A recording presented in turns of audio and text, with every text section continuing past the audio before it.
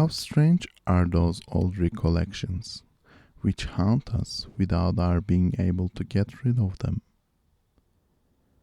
This one is so very old that I cannot understand how it has clung so vividly and tenaciously to my memory. Since then, I have seen so many sinister things, either affecting or terrible, that I am astonished at not being able to pass a single day without the face of Mother Bellflower recurring to my mind's eye, just as I knew her formerly, long, long ago, when I was 10 or 12 years old.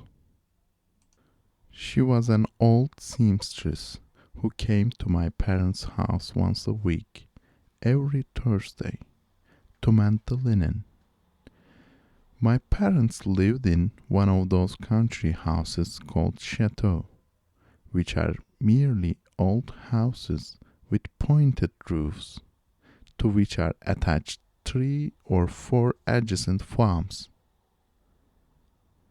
The village, a large village, almost a small market town, was a few hundred yards off and nestled round the church, a red brick church which had become black with age. Well, every Thursday Mother Bellflower came between 6:30 and 7 in the morning and went immediately into the linen room and began to work. She was a tall, thin, bearded, or rather hairy woman, for she had a beard all over her face, a surprising and unexpected beard, growing in improbable tufts, in curly bunches, which looked as if they had been sewn by a madman over that great face, the face of a gendarme in petticoats. She had them on her nose, under her nose, round her nose, on her chin, on her cheeks, and her eyebrows, which were extraordinarily thick and long and quite grey, bushy and bristling, looked exactly like a pair of moustaches stuck on there by mistake. She limped, not like lame people generally do, but like a sheep pitching.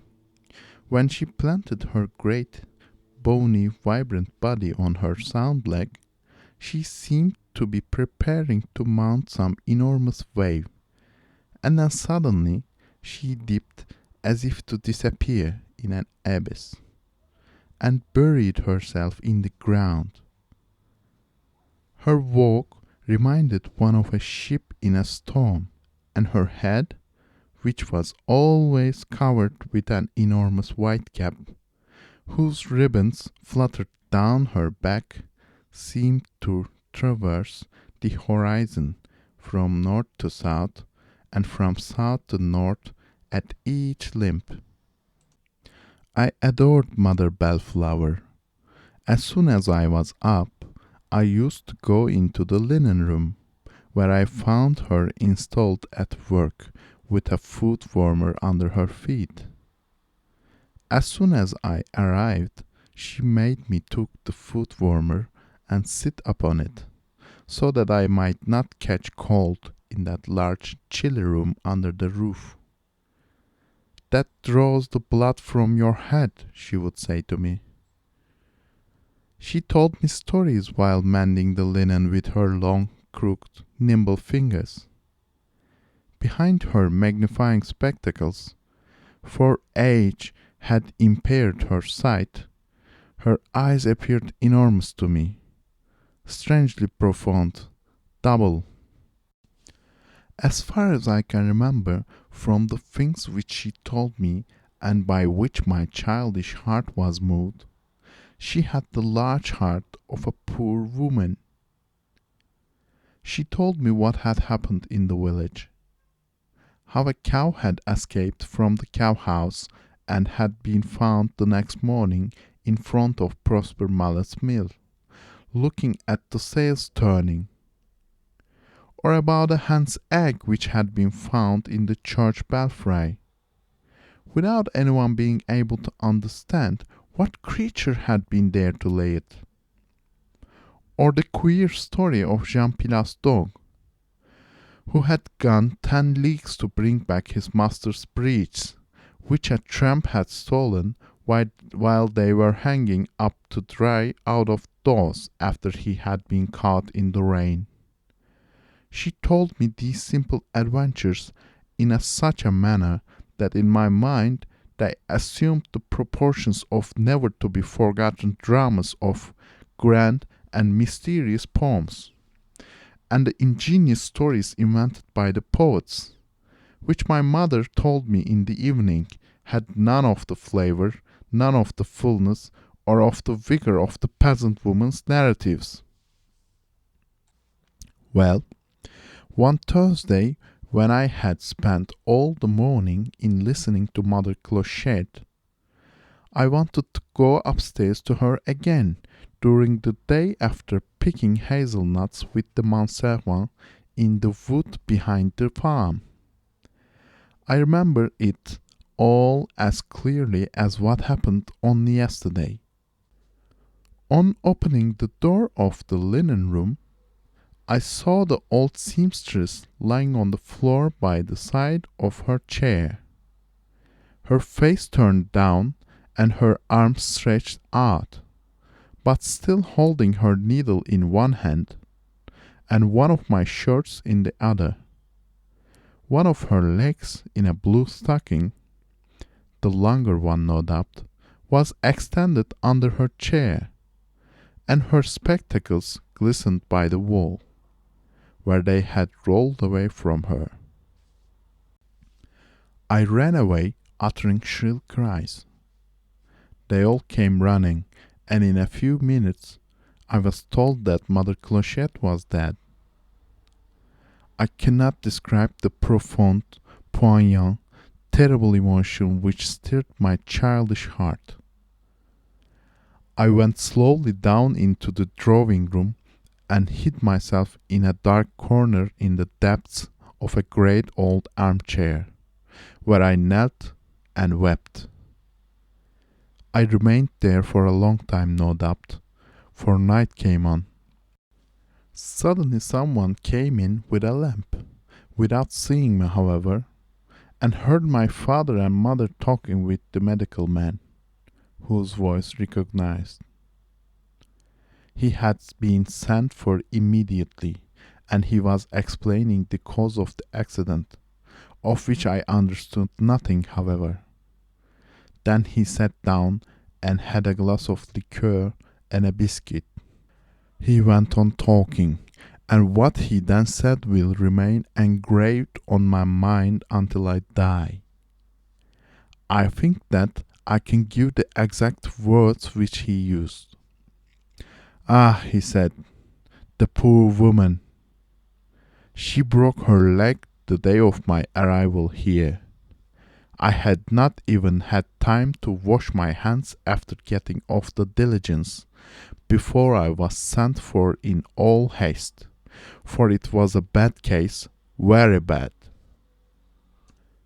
She was 17 and a pretty girl, very pretty. Would anyone believe it? I have never told her story before. In fact, no one but myself and one other person who is no longer living in this part of the country ever knew it. Now that she is dead, I may be less discreet. A young assistant teacher had just come to live in the village. He was good-looking and had the bearing of a soldier. All the girls ran after him, but he was disdainful. Besides that, he was very much afraid of his superior, the schoolmaster, old Grabu, who occasionally got out of bed the wrong foot first. Old Grabu already employed pretty Hortense, who has just died here and who was afterward nicknamed Clochette. The assistant master singled out the pretty young girl who was no doubt flattered at being chosen by this disdainful conqueror. At any rate, she fell in love with him, and he succeeded in persuading her to give him a first meeting in the hayloft behind the school at night after she had done her day's serving. She pretended to go home, but instead of going downstairs, when she left the grabus, she went upstairs and hid among the hay to wait for her lover. He soon joined her, and he was beginning to say pretty things to her, when the door of the hayloft opened, and the schoolmaster appeared and asked, "What are you doing up there, Sigisbert?" Feeling sure that he would be caught, the young schoolmaster lost his presence of mind and replied stupidly, "I came up here to rest a little among the bundles of hay, Monsieur Grabu." The loft was very large and absolutely dark. Sigisbert pushed the frightened girl to the farther end and said, "Go there and hide yourself. I shall lose my situation, so get away and hide yourself." When the schoolmaster heard the whispering, he continued, "Why are you not by yourself?" "Yes, I am, Monsieur Grabu." "But you are not, for you are talking." "I swear I am, Monsieur Grabu."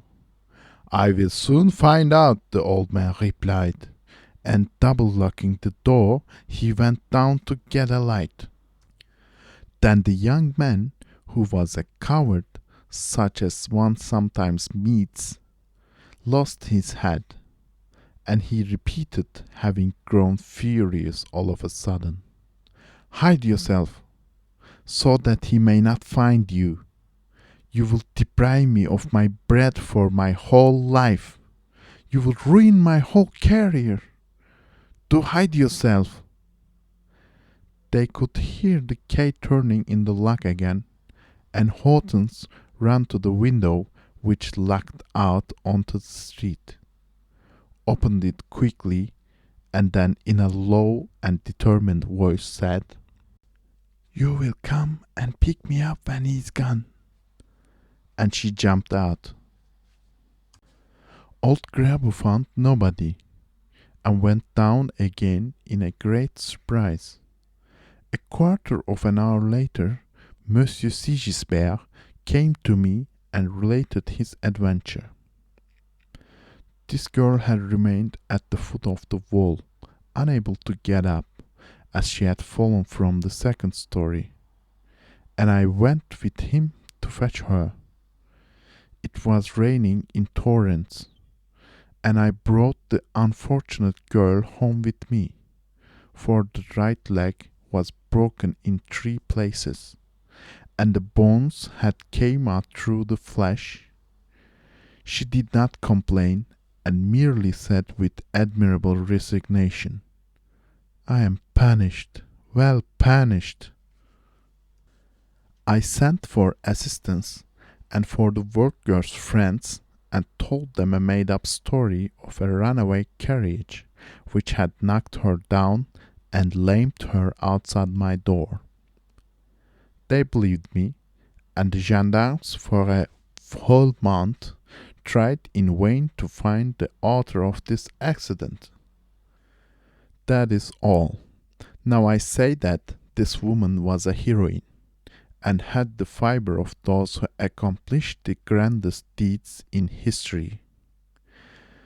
That was her only love affair, and she died a virgin. She was a martyr, a noble soul, a sublimely devoted woman. And if I did not absolutely admire her, I should not have told you this story, which I would never tell anyone during her life. You understand why? The doctor ceased. Mama cried, and Papa said some words which I did not catch. Then they left the room, and I remained on my knees in the armchair and sobbed, while I heard a strange noise of heavy footsteps and something knocking against the side of the staircase. They were carrying away Clochette's body.